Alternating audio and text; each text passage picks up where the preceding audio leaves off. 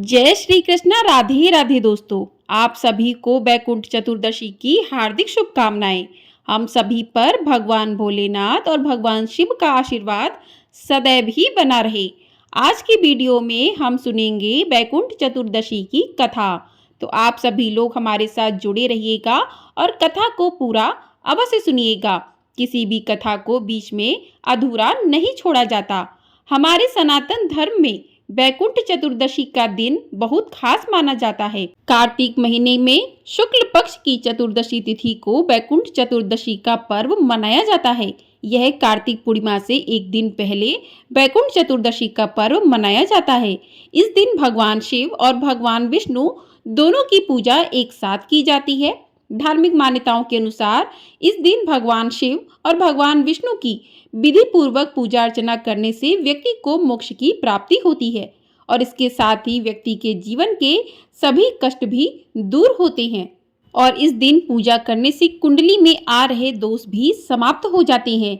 इस दिन श्री हरि की विधिवत पूजा की जाती है। बैकुंठ चतुर्दशी का व्रत रखने से साधक को पापों से मुक्ति मिलती है। बैकुंठ धाम स्वर्ग की तरह होता है, इसलिए बैकुंठ चतुर्दशी का व्रत रखने से साधक को बैकुंठ धाम की प्राप्ति भी होती है। तो यह दिन बहुत ही खास माना जाता है। तो इस दिन जो भी भक्त व्रत रखकर भगवान विष्णु और भगवान शिव का पूजन करते हैं तो उन्हें बैकुंठ चतुर्दशी की कथा को भी अवश्य पढ़ना अथवा सुनना चाहिए।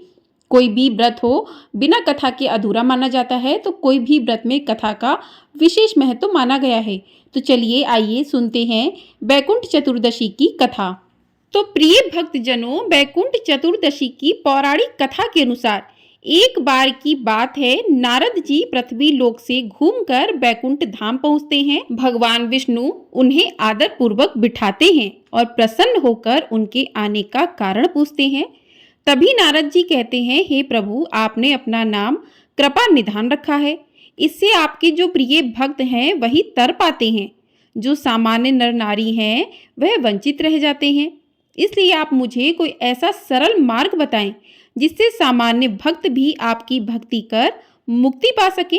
यह सुनकर विष्णु जी बोले कि हे नारद जी, मेरी बात सुनो।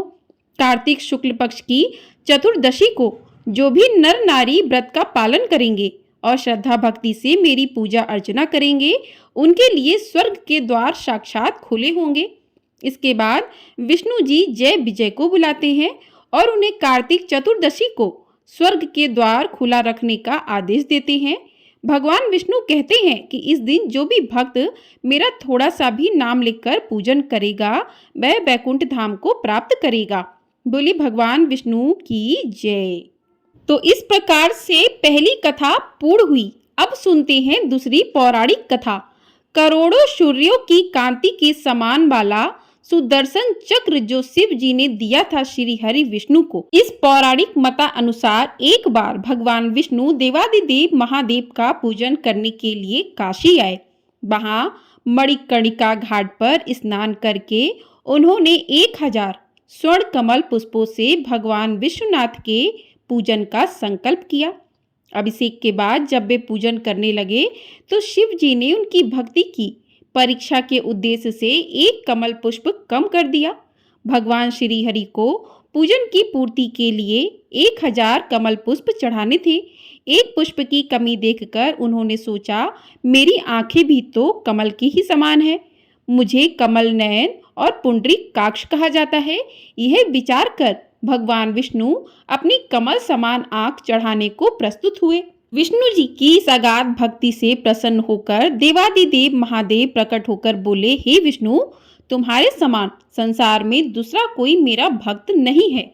आज की यह कार्तिक शुक्ल चतुर्दशी अब बैकुंठ चतुर्दशी कहलाएगी और इस दिन व्रत पूर्वक जो पहले आपका पूजन करेगा उसे बैकुंठ लोक की प्राप्ति होगी। भगवान शिव ने इसी बैकुंठ चतुर्दशी को करोड़ों सूर्यों की कांति के समान वाला सुदर्शन चक्र विष्णु जी को प्रदान किया। शिव जी तथा विष्णु जी कहते हैं कि इस दिन स्वर्ग के द्वार खुले रहेंगे। मृत्यु लोक में रहने वाला कोई भी व्यक्ति इस व्रत को करता है वह अपना स्थान बैकुंठ धाम में सुनिश्चित करेगा। बोली भगवान भोलेनाथ की जय। बोली भगवान विष्णु की जय। तो इस प्रकार से दूसरी कथा पूर्ण हुई। आइए अब सुनते हैं तीसरी पौराणिक कथा। धनेश्वर नामक एक ब्राह्मण था जो बहुत बुरे काम करता था। उसके ऊपर कई पाप थे। एक दिन वो गोदावरी नदी में स्नान करने के लिए गया। उस दिन बैकुंठ चतुर्दशी थी। कई भक्तजन उस दिन पूजा अर्चना कर गोदावरी घाट पर आए थे। उस भीड़ में धनेश्वर भी उन सभी के साथ था। इस प्रकार उन श्रद्धालुओं के स्पर्श के कारण धनेश्वर को भी पुण्य मिला। जब उसकी मृत्यु हो गई तब उसे यमराज लेकर गए और नरक में भेज दिया। तब भगवान विष्णु ने कहा, यह बहुत पापी है, पर इसने बैकुंठ चतुर्दशी के दिन गोदावरी स्नान किया और श्रद्धालुओं के पुण्य के कारण इसके सभी पाप नष्ट हो गए, इसलिए इसे बैकुंठ धाम मिलेगा। अतः धनेश्वर को बैकुंठ धाम की प्राप्ति हुई। बोली भगवान विष्णु की जय। तो इस प्रकार से बैकुंठ चतुर्दशी की कथा पूर्ण हुई। इस दिन जो भी भक्त सच्चे मन भाव से भगवान शिव और भगवान विष्णु का पूजन करते हैं तो उन्हें अवश्य ही बैकुंठ धाम की प्राप्ति होती है। इस दिन ओम श्री विष्णवे चा विघ्नहे वासुदेवाय धीमहि तनो विष्णु प्रचोदयात् इस मंत्र का 108 बार जप करने से भगवान विष्णु की कृपा प्राप्त होती है और इस दिन भगवान शिव का ओम नमः शिवाय इस मंत्र का जाप करने से भगवान शिव का आशीर्वाद प्राप्त होता है। कहते हैं बैकुंठ चतुर्दशी के दिन 14 दीपों का विशेष महत्व होता है, तो इस दिन घर में 14 दीपों का दान भी अवश्य करना चाहिए। बैकुंठ चतुर्दशी का महत्व इसलिए भी है क्योंकि यह एक सिर्फ ऐसा दिन है जब भगवान विष्णु और शिव दोनों की एक साथ पूजा की जाती है। ऐसा करने से जिंदगी में आ रही सभी परेशानियां दूर होती हैं और जीवन में सुख शांति का वास होता है। आइए अब करते हैं भगवान विष्णु जी की आरती। ओम जय जगदीश हरे, स्वामी जय जगदीश हरे, भक्त जनों के संकट क्षण में दूर करे। ओम जय जगदीश हरे, जो ध्यावे फल पावे, दुख बिन से मन का, सुख संपत्ति घर आवे, कष्ट मिटे तन का। ओम जय जगदीश हरे, मात पिता तुम मेरे, शरण गहूँ मैं किसी की, तुम बिनु और न दूजा, आस करूँ मैं जिसकी। ओम जय जगदीश हरे, तुम पूरन परमात्मा, तुम अंतर्यामी, पार ब्रह्म परमेश्वर, तुम सबके स्वामी। ओम जय जगदीश हरे, तुम करुणा के सागर, तुम पालन करता, मैं मूरख खल कामी, कृपा करो भरता। ओम जय जगदीश हरे, तुम हो एक अगोचर, सबके प्राणपति, किस विध मिलूं दया में, तुमको मैं कुमति। ओम जय जगदीश हरे, दीन बंधु दुख हरता, तुम ठाकुर मेरे, अपने हाथ उठाओ, द्वार पड़ा तेरे। ओम जय जगदीश हरे, जय विकार मिटाओ, पाप हरो देवा, श्रद्धा भक्ति बढ़ाओ, संतन की सेवा।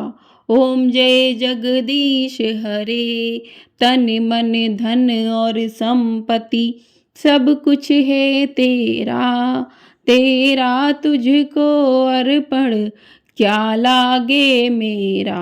ओम जय जगदीश हरे, श्री जगदीश जी की आरती जो कोई नर गावे, कहत शिवानंद स्वामी, मन वांछित फल पावे। ओम जय जगदीश हरे, ओम जय जगदीश हरे, स्वामी जय जगदीश हरे। बोलिए श्री जगदीश जी की जय, भगवान विष्णु की जय, बोलिए भगवान शिव शंभू की जय। तो इस प्रकार से बैकुंठ चतुर्दशी की कथा और साथ ही भगवान विष्णु की आरती पूर्ण हुई। आपको यदि वीडियो पसंद आई है तो वीडियो को लाइक अवश्य कर दीजिएगा। लाइक ही एक माध्यम है आपसे और मुझसे जुड़ने का, तो आप लोग लाइक करते हैं तो इससे प्रोत्साहन मिलता है। और आपको वीडियो पसंद आई है तो कमेंट बॉक्स में जय श्री हरि विष्णु, जय शिव शंभू अवश्य लिखिएगा। और आप सभी पर भगवान विष्णु अपना अपना आशीर्वाद सदैव ही बनाए रखें।